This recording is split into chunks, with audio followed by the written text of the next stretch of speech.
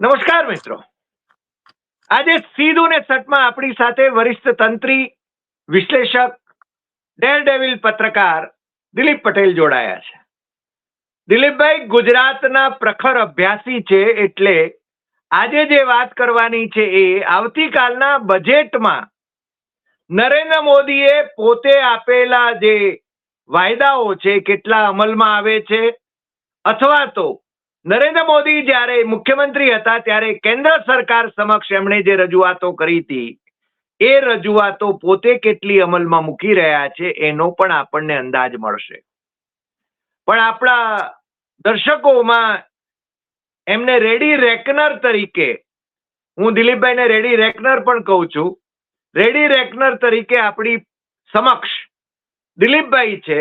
કારણ કે દિલીપભાઈ છે ને એ દસ્તાવેજીકરણ એટલું સરસ રીતે કરે છે કે અમે આજે એમને વિનંતી કરી હતી કે દિલીપભાઈ, માનનીય વડાપ્રધાન નરેન્દ્ર મોદી જ્યારે મુખ્યમંત્રી હતા ત્યારે એમણે નર્મદાને રાષ્ટ્રીય યોજના જાહેર કરવાની વાત કરી હતી, એ અમલમાં આવી કે કેમ, કે પછી કરમસદને ખાસ સ્ટેટસ આપવા માટે મૌની બાબા જેમને ગણાવતા હતા એવા ડોક્ટર મનમોહનસિંહ જેવા સજ્જન વડાપ્રધાન એમની સમક્ષ અવિવેકી ભાષામાં પણ કેટલી બધી વાતો કરી હતી એ આપણે જાણીએ છીએ. અને છતાં એ કરમસદને કયો દરજ્જો આપ્યો કે કરમસદને આણંદમાં ભેળવી દીધું, એ હવે આ વખતે શું કરશે એ ખબર નથી. કરમસદ વાળાઓને કદાચ વિશેષ ગ્રાન્ટ આપે કે ન આપે, કારણ કે આ તો મનના મોજી છે, હવે એમને પૂછવા વાળું કોણ રહ્યું.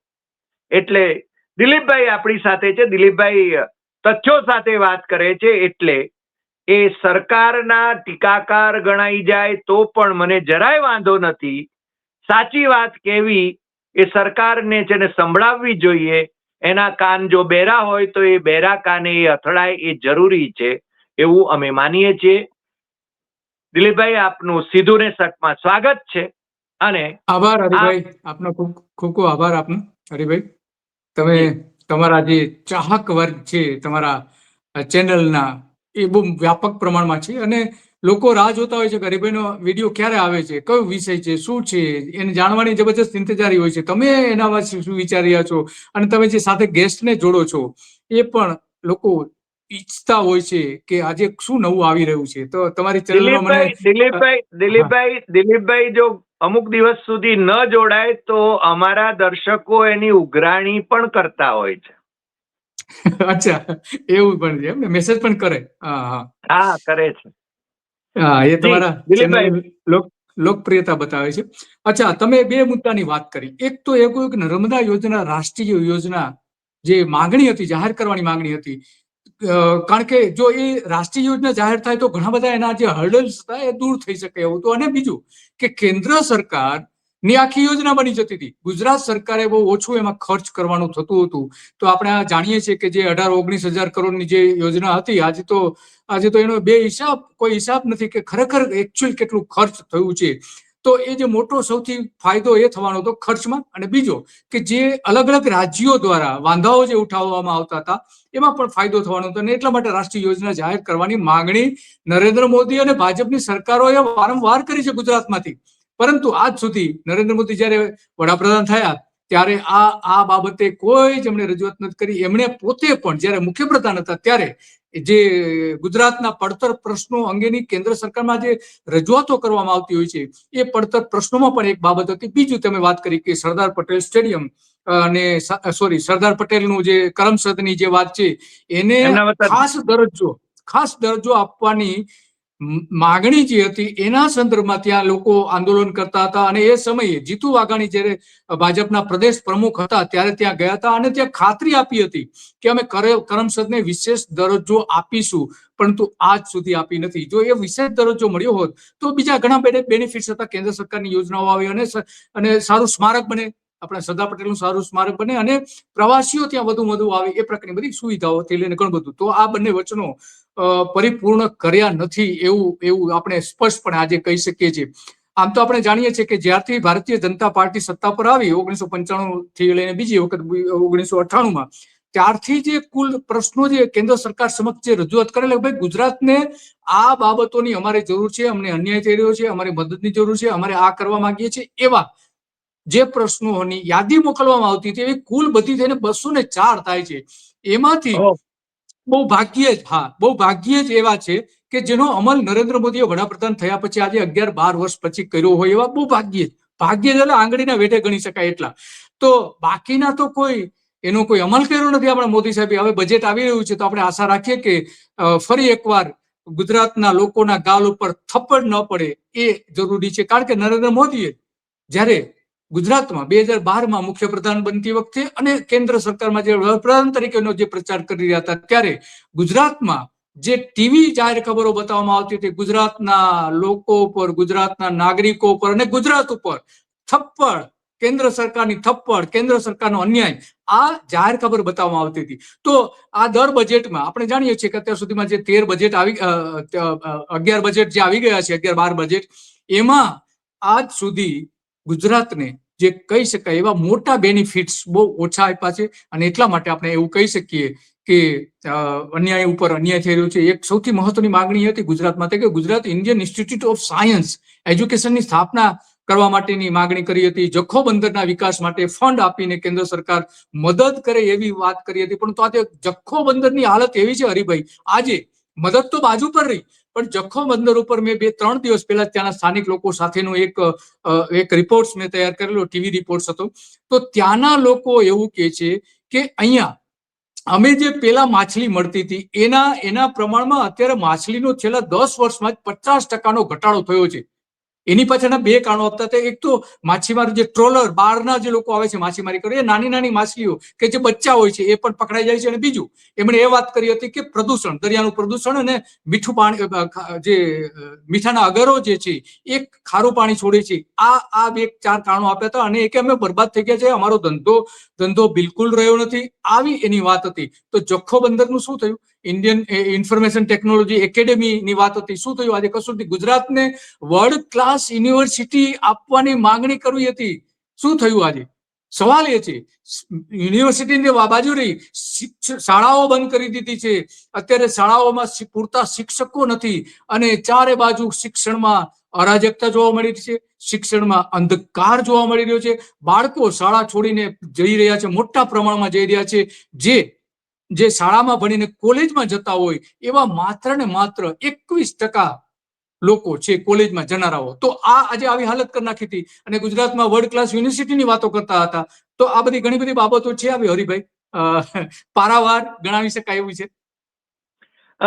આપે જે કહ્યું એમાં એક ઉમેરણ પણ કરવાનું મને મન થાય છે. Indian institute of Ahmedabad, Indian institute of management Ahmedabad, IIM, જેની દુનિયાભરમાં શાખ હતી, એનું આ સરકાર આવ્યા પછી જે રીતે તંત્ર એમણે ગોઠવ્યા કર્યું, આ જે ગ્રેજ્યુએટ્સ હોય છે એ લોકોની પણ દુર્દશા છે. મને લાગે છે IITઓ વધારે ખોલી નાખો એમ કરી દે, પણ IITઓને સક્ષમ એવા અધ્યાપકો અથવા તો ટ્રેનર્સ ત્યાં મળે છે ખરા? માત્ર જાહેરાતો થાય છે. અને બીજું, તમે તો ગુજરાતના જે પેન્ડિંગ પ્રશ્નો છે એના થોડાક બીજા પ્રશ્નો વિશે પણ મને લાગે છે તમે વાત કરી શકો એમ છો, કારણ કે તમે તો લાંબી યાદી બનાવી છે તમારા ડોક્યુમેન્ટેશનમાં. દિલીપભાઈ, એવા સૌથી 2 મહત્વના મુદ્દા એ છે કે પશ્ચિમ રેલવે જે છે એનું વડું મથક અમદાવાદમાં લાવવાનું હતું. માંગણી કરી હતી, વારંવાર માંગણી કરી હતી. અત્યારે જે સાબરમતી રેલવે સ્ટેશન છે ત્યાં પશ્ચિમ રેલવે જે, કારણ કે ગુજરાતમાં સૌથી વધારે રેલવે ગુજરાતમાં છે, પશ્ચિમ રેલવે જે કહેવાય છે વિભાગ એનો જે અલગ છે, એમાં ગુજરાતમાં સૌથી વધારે છે. અને એટલે માટે વારંવાર ગુજરાત સરકારે, ગુજરાતની તમામ સરકારોએ કેન્દ્ર સરકાર ઉપર સમક્ષ માંગણી કરવી. પણ આજે પરિસ્થિતિ શું છે હરિભાઈ કે ત્યાં જે બુલેટ ટ્રેન શરૂ કરી રહ્યા છે એનું સ્ટેશન ત્યાં બનાવી દીધું છે. હવે ત્યાં બની શકે એમ જ નથી. તો આ માગણી એ માત્ર બનાવટ હતી. માગણીને સંતોષવી તો બાજુ પર રહી કે હવે ભવિષ્યમાં ત્યાં મોડું મથક બની શકે એમ જ નથી. તો આ સૌથી મોટી વાત છે. અને બીજું કર્ણાવતી, અમદાવાદનું કર્ણાવતી કરવાની માંગણી હતી. શું કર્યું મોદી સાહેબે? કશું જ નહીં. અને આજે પણ ભારતીય જનતા પાર્ટી જે સત્તાવારે પોતાનો જે પત્ર વ્યવહાર હોય છે અમદાવાદ એકમનો, તો એ અમદાવાદ નથી લખતા, કર્ણાવતી લખે છે. અરે ભાઈ, કર્ણાવતી નામનું કોઈ શહેર નથી, તમે કઈ રીતે લખી શકો છો? તો આ મૂળ વિચારધારા છે. અને એટલા માટે આ બધી બાબતો આપણે વારંવાર યાદ અપાવવી પડે છે. કર્ણાવતી શહેરથી લઈને ઘણી બધી જે પ્રશ્નો છે, અમુક પ્રશ્નો તો ગુમ કરી દીધા છે. 2014માં જે રીતે ત્યારે કેન્દ્ર સરકારમાં ગુજરાતના 130 પડતર પ્રશ્નો હતા, 130 કુલ, જયારે વડાપ્રધાન 2014માં થયા ત્યારે. તો એમાંથી ગુજરાતની 3 નબળી સરકારોનું કેન્દ્ર કોઈ જ સાંભળતું નથી. અત્યારની નબળી સરકારો છે, આનંદીબેન થોડા સક્ષમ હતા, પણ એ મોદી સામે નતા બોલી શકતા, પણ સક્ષમ હતા વહીવટમાં. પણ વિજય રૂપાણી અને ભૂપેન્દ્ર પટેલ બંને જ્યાં કે ત્યાં અંગૂઠો મારી દે છે. તો આવા 130 પ્રશ્નો અમારા સંતોષવા બજેટમાં, એવું કહેવાની પણ હિંમત નથી આમની પાસે.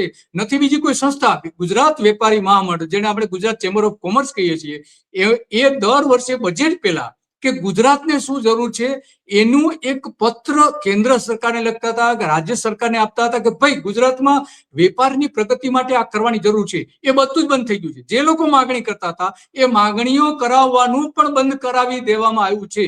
તો આ વાત છે. અને બીજું, પાકિસ્તાન, એક મહત્વનો મુદ્દો છે કે જે સિંધુનું પાણી આવતું હતું કચ્છમાં, એના માટે નરેન્દ્ર મોદીએ પોતે પણ રજૂઆત કરી હતી અને સ્થાનિક લોકોએ પણ ત્યાં માગણી કરી હતી કે ભાઈ સિંધુનું પાણીના કરાર થયેલા છે, એ લાવો. નરેન્દ્ર મોદીએ પણ કહ્યું હતું કે સિંધુના પાણી અહીંયા લાવો. આ બધું જ થયું. પણ આજે કચ્છને સિંધુના પાણી મળી શકે એમ હોવા છતાં પણ મળતા નથી. જી હરિભાઈ. આપે જે વાત કરી એ વાતમાં મને લાગે છે કે પહેલા તો એવું પણ થતું હતું કે સંસદ સભ્યોને બોલાવીને ગુજરાતની માગણીઓની ચર્ચા થતી હતી. હવે મને લાગે છે એવી બેઠકો યોજાય છે કે નહીં એ ખબર નથી.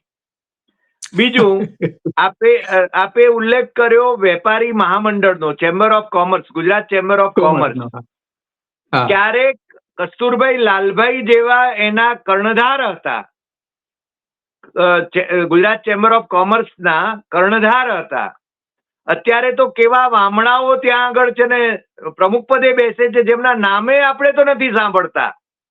એ શું કરે છે, કઈ રીતે ચૂંટાય છે, કોના પ્રતિનિધિ તરીકે ચૂંટાય છે, કયા ઇન્ડસ્ટ્રીયલ હાઉસીસના કયા ઘરા રહે છે, અને બીજું એમનો કોઈ પબ્લિક ઇમેજ પણ નથી.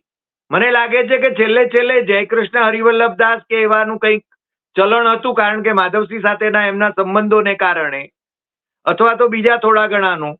પણ હવે તો છે ને ગુજરાત ચેમ્બર ઓફ કોમર્સ હોય કે બીજા south Gujarat chamber of commerce હોય, એનો છે ને કોઈ ભાવે નથી પૂછાતો. એટલે પ્રશ્ન એ છે કે દિલ્હીમાં આપણી આ લોકોની ગાંધીનગરમાં જો વગ ન ચાલતી હોય તો પછી દિલ્હીમાં વગ ચાલવાનો તો ક્યાં.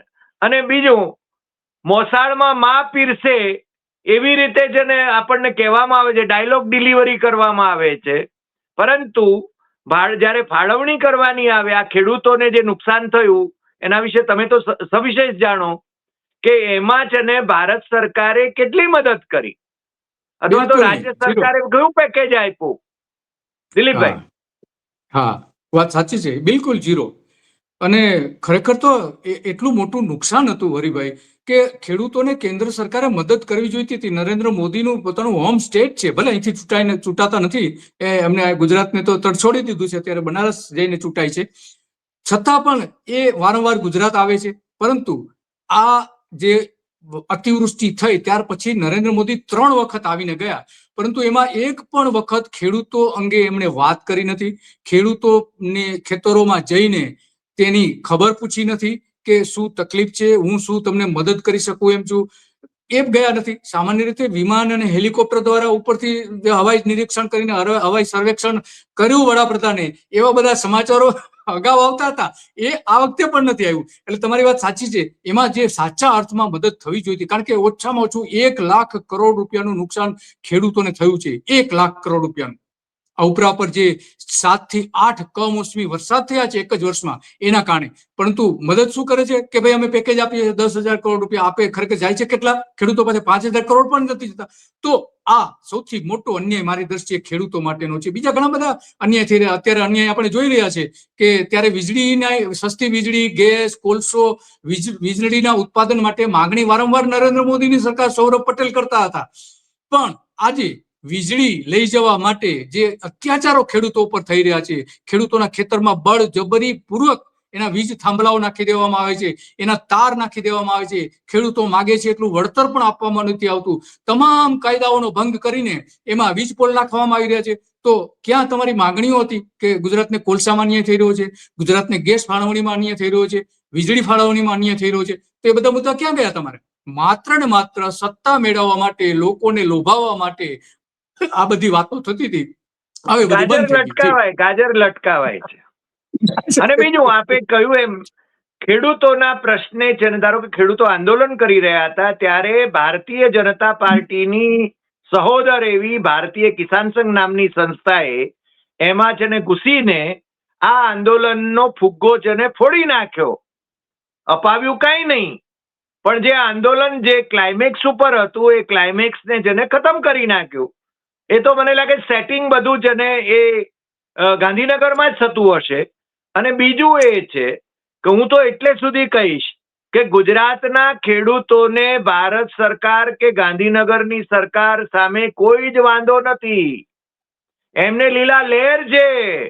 વાંધો માત્ર દિલીપ પટેલને છે, વાંધો માત્ર હરિદેસાઈને છે, વાંધો માત્ર જેને પ્રવીણ આહિરને છે કે જે છે ને ખેડૂતોના પ્રશ્નો ઉઠાવે છે. આપણે ખેડૂત પુત્ર છીએ અને ખેડૂત છીએ, પણ આપણે તો આમાં લાભ લેવાનો નહોતો. મેં ધારો કે વાવેતર કર્યું અને મારું ચોમાસું નિષ્ફળ ગયું, મને પૂછવામાં આવ્યું કે તમે નુકસાનીનું પેલું ફોર્મ ભર્યું કે નહીં? મેં કીધું ના, કારણ કે હું ઇન્કમ ટેક્સ ભરું છું. તો છે ને કે અમે તો ભર્યું અને અમે તો છે ને જે કહ્યું એ લખી નાખ્યું અને એમાં ખોટે ખોટા છે ને પૈસા મળી ગયા. આવી રીતે ફોર્મ ભરાય છે સાહેબ. આવી રીતે ખેડૂતો રાજી રહે છે. 6,000 રૂપિયા વર્ષે છે ને એમને જાણે કે ભીખ આપવામાં આવતી હોય એ રીતે આપવામાં આવે. MSP ની વાત કરી હતી સાહેબ મોદીએ. સ્વામીનાથનના રિપોર્ટ મુજબ MSP આપવાની વાત કરી હતી. શું થયું એનું? 700 ખેડૂતોની શહાદત ઉપર રાજકારણ ખેલ્યું અને કે મારા માટે મર્યા છે. વાત સાચી છે. પણ હરિભાઈ, આમાં ખરેખર જો ગુજરાતના હિતમાં એક જો સૌથી મોટું એક કામ કરવાની જે જરૂર હતી, જે રીતે ગિફ્ટ સિટી ઊભું કર્યું, એ રીતે અમદાવાદમાં જે કાપડ મિલો બંધ થઈ ગઈ છે એની જે જમીનો હતી એ જમીનો ઉપર માત્ર એક જ કાપડ મિલની જમીન ઉપર વર્લ્ડ ક્લાસ એક જે રિટેલ માર્કેટ કે જે બહારના દેશો અહીંયા આવીને ખરીદી શકે ગુજરાતની ચીજ વસ્તુઓ, એવું એક માર્કેટ, અને બીજું વિશ્વની તમામ જે ચીજ વસ્તુઓ છે મળી શકે એ પ્રકારની બજાર એ બનાવવાની ખરેખર જરૂર હતી. આજ સુધી બને નથી. ગુજરાતમાં એક પણ વર્લ્ડ ક્લાસ કહી શકાય એવા શોપિંગ માટેના કોઈ જ અત્યારે જોવા મળતી નથી, જે આપણે દુબઈમાં જોઈએ છીએ, મલેશિયામાં જોઈએ છીએ, ચાઇનાથી લઈને ઘણા બધા દેશોમાં એ પ્રકારની ફેસિલિટી છે, પરંતુ એ કરવા નથી માંગતા. કારણ કે એમાં આપણી જે મોટી જાણીતી માનીતી કંપનીઓ જે છે આપણા મોદી સાહેબની, એમાં કન્ઝ્યુમર્સને લગતી બહુ પ્રોડક્ટ બનાવતી નથી, એટલા માટે એને કંઈ કરવાની જરૂર નથી લાગતી. મૂળ આ સવાલ આવે છે હરિભાઈ.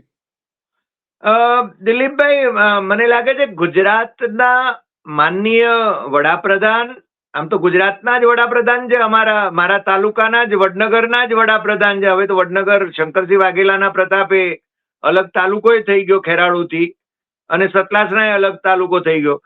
ધરોઈમાં છે ને એ 5 સ્ટાર હોટેલો અને રિવરફ્રન્ટ ને એવું બધું છે ને એ દિલ્હીના નિર્દેશ પ્રમાણે ત્યાં આગળ બધું થઈ રહ્યું છે ને વોટર સ્પોર્ટ્સ માટે પણ છે ને ત્યાં આગળ થઈ રહ્યું છે.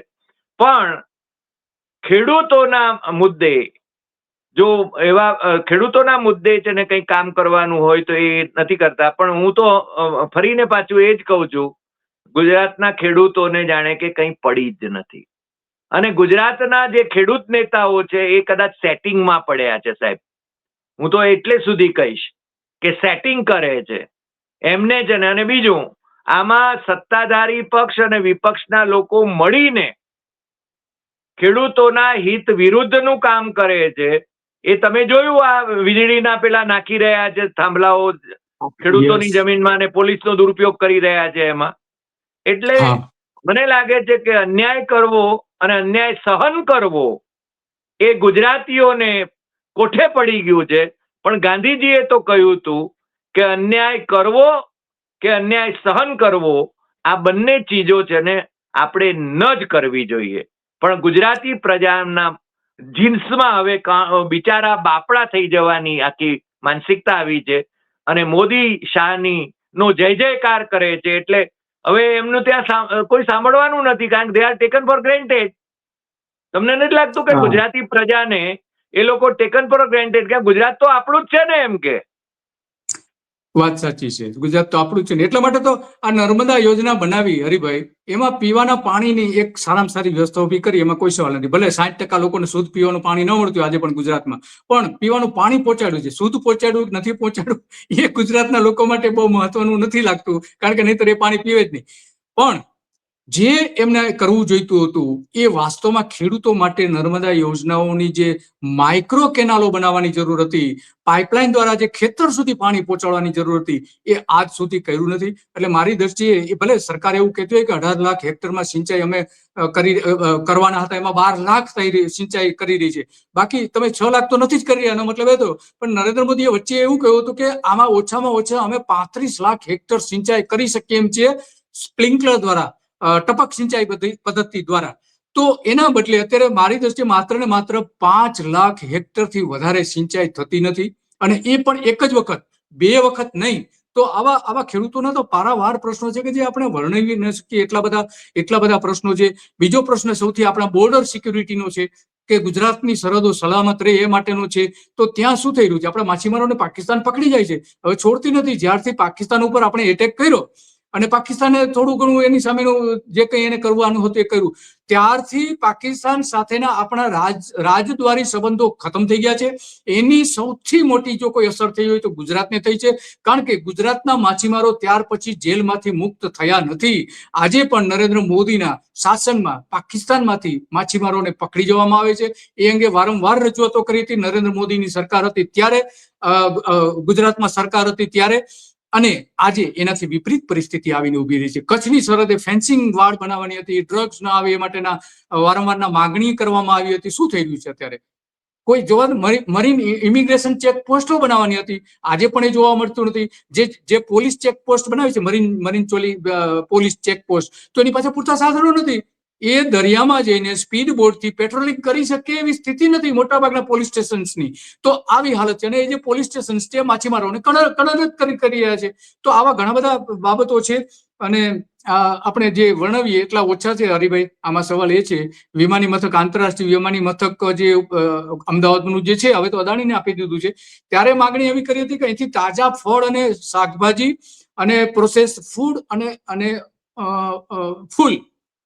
ફૂલ, જેને ફ્લાવર કહેવામાં આવે છે, એ અહીંથી વિમાન દ્વારા વિદેશમાં નિકાસ કરવા માટેની માગણી કરી હતી કે અહીંયા અમને એની એનઓસી આપો ને અમે એનું સેન્ટર ચાલુ કરવા માંગીએ છીએ. પરંતુ આજે ભલે અદાણીને આપી દીધું, પણ આજ સુધી એ થયું નથી હરિભાઈ. તો આવા તો ઘણા બધા છે. અમદાવાદ અને સુરતને મેટ્રો સિટી જાહેર કરવાના હતા, મેટ્રો સિટી થયા જાહેર.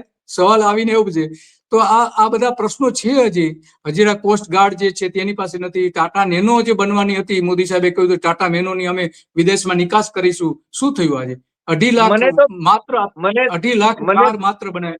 હા નહીં, મને તો 35,000 કરોડ રૂપિયા ટાટાને આપ્યા હતા, એ પાછા મેળવ્યા કે નહીં સરકારે, એની ચિંતા છે. કારણ કે સામાન્ય ઉદ્યોગ, લઘુ ઉદ્યોગ વાળાને લોન આપતા જ એમને કાંટા વાગે છે, પણ આમને ખેરાત કરવામાં વાંધો નથી. અને બીજું, ગુજરાતની પ્રજા છે ને એ આમાં ને આમાં જ તકલીફમાં મુકાવાની છે કે મારું કામ થયું ને, લાંચ આપીને મારું કામ થયું ને, ડોનેશન આપીને મારું કામ થયું ને. પણ પેલી હિટલર વાળી કવિતા તમને ખ્યાલ છે કે પેલા એમ કે કમ્યુનિસ્ટો માટે આવ્યા, ત્યારે છે ને હું કમ્યુનિસ્ટ નહોતો એટલે બોલ્યો નહીં. પછી સમાજવાદીઓ માટે આવ્યા, હું સમાજવાદી નહોતો એટલે બોલ્યો નહીં. પછી એમ કરતા છે ને છેલ્લે મારા માટે આવ્યા, પેલા પકડવા માટે કે અત્યાચાર કરવા માટે, ત્યારે કોઈ બોલ્યું જ નહીં. ગુજરાતીઓની પરિસ્થિતિ આ જ થવાની છે સાહેબ. કારણ કે ગુજરાતીઓને, અને આપણે છે ને આપણે બોલીએ છીએ તો કે જે સરકાર વિરોધી છે, આપણે સરકાર વિરોધી છીએ જ નહીં, આપણે પ્રો પીપલ છીએ. અને પ્રજાના પ્રશ્નો ઉઠાવવા એ પત્રકાર ધર્મ છે, અને સત્તામાં જે બેઠા હોય એમને સવાલો કરવા એ પણ પત્રકાર ધર્મ છે, અને એ આપણે બજાવી રહ્યા છીએ. મને લાગે છે દિલીપભાઈ, આપ આજે અમારી સાથે જોડાયા અને ગુજરાતને જે અન્યાય થઈ રહ્યો છે, નરેન્દ્ર મોદી જે ન્યાય મેળવવા માંગતા હતા એ અત્યારે ન્યાય બક્ષવા માટેની સ્થિતિમાં હોવા છતાં ગુજરાતને જે અન્યાય થઈ રહ્યો છે અને ગુજરાતીઓ સહન કરી રહ્યા છે, એ આપણે છે ને આજે ચર્ચા કરી એ બદલ આપનો ખૂબ ખૂબ આભાર. અને ફરી મળીશું નવા એપિસોડમાં નવા વિષય સાથે. નમસ્કાર. નમસ્તે.